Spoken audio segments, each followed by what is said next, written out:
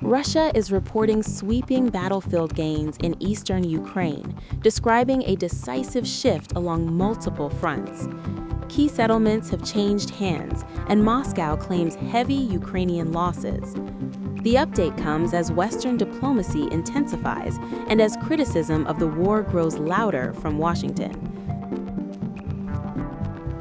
Over the weekend, Russia's defense ministry says its forces have expanded control in critical areas of eastern Ukraine over the past 24 hours, reporting new territorial gains and sustained offensive momentum. Moscow claims the capture of Podoli in the Kharkiv region, a village on the left bank of the Oskol River near Kupiansk. The defense ministry says the move strengthens Russia's foothold in the region, tightening pressure along a key axis of the front line. In Donetsk, Russian forces say they have taken control of the community of Pestchano following what officials describe as decisive operations. Battle Group Center units are credited with the advance as Moscow highlights continued momentum in the Donetsk direction. Further north, Russia's Battle Group North reports clashes near Lipsy and Volchansk in the Kharkiv region. The ministry says Ukrainian formations suffered roughly 35 casualties, with multiple vehicles and artillery systems destroyed, including a U.S.-made Paladin self-propelled gun. Russia's Battle Group West reports far heavier losses inflicted over the past day, claiming around 515 Ukrainian troops killed or wounded. The ministry also says 12 enemy artillery guns were destroyed in that sector alone. Moscow reports air defense dominance, claiming 210 Ukrainian drones were intercepted and destroyed. Russian forces also say they struck Ukrainian assembly and storage facilities linked to long-range unmanned aerial vehicles. Across all directions, the Defense Ministry claims Ukrainian losses of roughly 1,220 personnel killed or wounded in a single day. Moscow also reiterates its long-term figures, stating that more than 20,500 Ukrainian tanks and armored vehicles have been destroyed since the start of the operation. These battlefield claims come as U.S. President Donald Trump publicly voiced frustration with President Vladimir Putin, saying he is not thrilled and accusing the Russian leader of killing too many people. You were so nice before. I'm going to give you the final question. Go Thank ahead. you, Mr. Unless President. it's a bad question, in which case I'll go one word. It's about Putin. You had a phone call with him on Monday. Did he talk at all about Maduro? Did y'all talk about this? No, we didn't. We never spoke about Maduro. Are you mad at him right now? If you About Putin? Well, okay. That's always nice You had a to talk phone. about Putin. You had a phone call with him on Monday. Did he talk at all about Maduro? Did y'all talk about this? No, we didn't. We never spoke about Maduro. Are you mad at him right now? I mean, there's this I'm not intelligence. thrilled with Putin. I'm not thrilled with Putin. He's killing too many people. There was that I intelligence. thought that would be so. I settled 8 1/4 war. You know what the 1/4 was? Thailand and Cambodia. I did it again.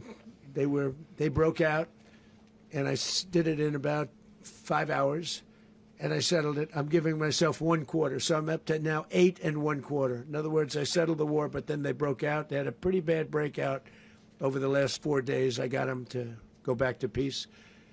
So I only give 1/4. I thought the easiest one would be, one of the easier ones would be Russia, Ukraine. It's not. And they both have done some pretty bad things. And look, that's Biden's war. That's not my war. But I want to stop the lives. Did you see where last month, 30,000, it was 27,000 the month before. 30,000, mostly soldiers, were killed this last month. 30,000. I want to stop that. You know, I got NATO to pay 5% instead of the 2% that they weren't paying. They weren't paying 2, now they pay 5.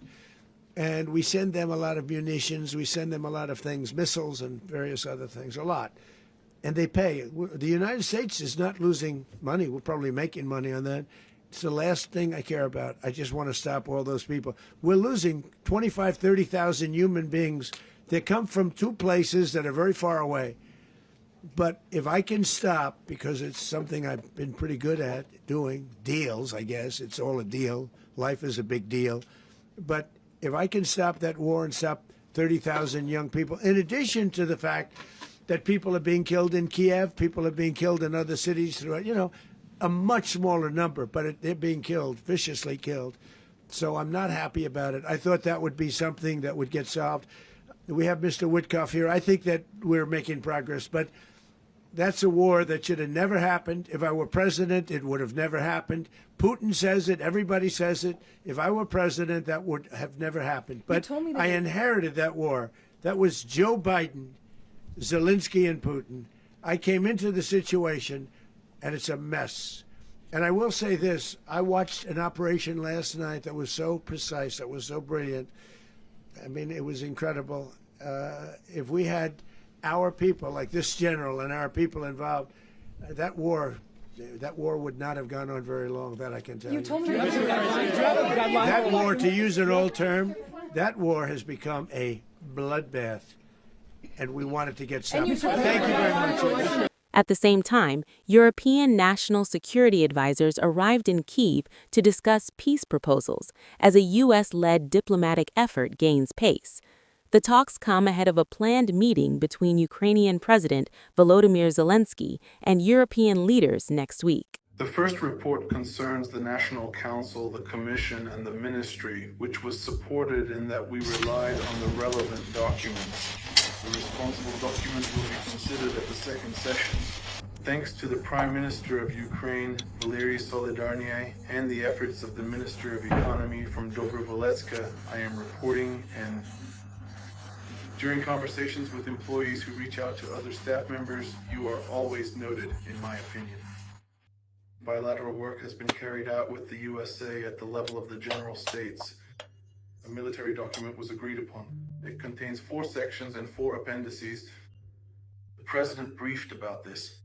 All these sections about how Ukraine will be supported, the armed forces of Ukraine, the provision for the armed forces, their recovery, their modernization, how the monitoring of compliance with the agreements will be carried out, what the reactions will be if violations of the agreement are detected by either side, because this is a bilateral agreement.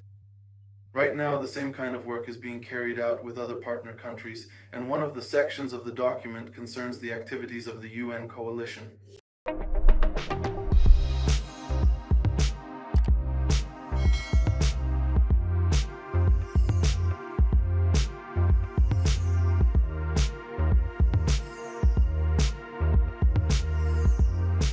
Times of India videos, your daily dose of India and the world.